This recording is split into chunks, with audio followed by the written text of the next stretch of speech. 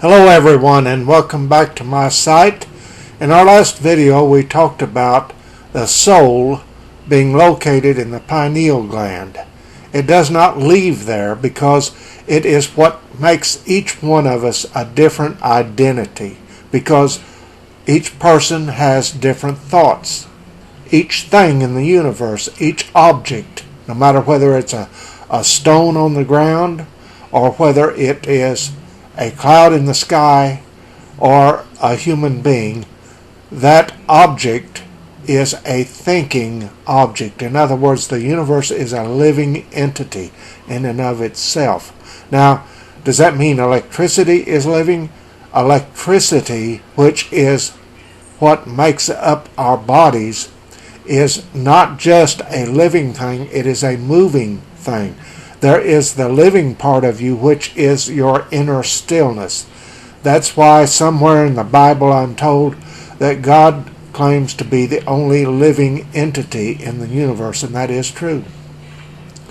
If it weren't for your soul, the light of you, you would not know that you are a human being, an individual. You would not think. You would not have love for anything. You would not live very well at all. You would be simply a moving electric object. You would not know yourself as an individual, for example.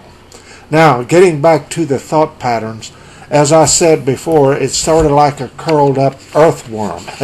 and I drew a little picture here to show how the thoughts, each one of these is a thought, and that thought is connected to the next thought and connected on and on, so that your whole life is nothing but a train of various thoughts and actions. If you'll meditate on that a little while, you'll see what I mean.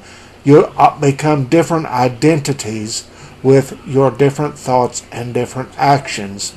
Now, no matter whether it's a good action or a bad action or a good thought or a bad thought, they all become the same thing because they are electric, and therefore they must be connected and make up your thinking nature.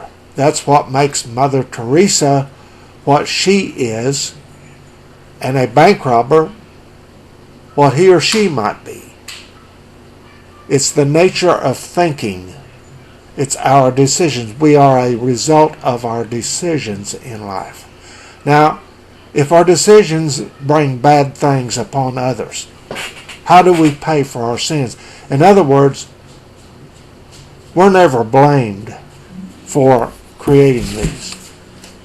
These can be good, they can be bad.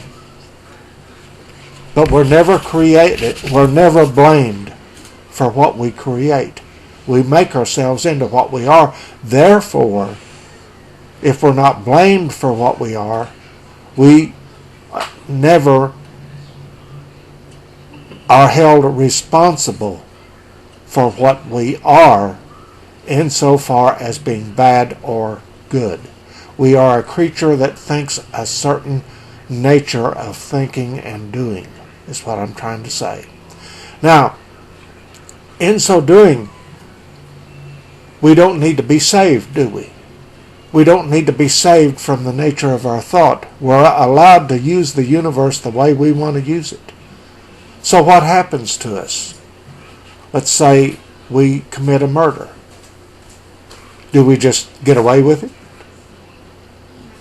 Let me tell you something. A lot of religions tell us, yeah, you can get away with murder if you are forgiven.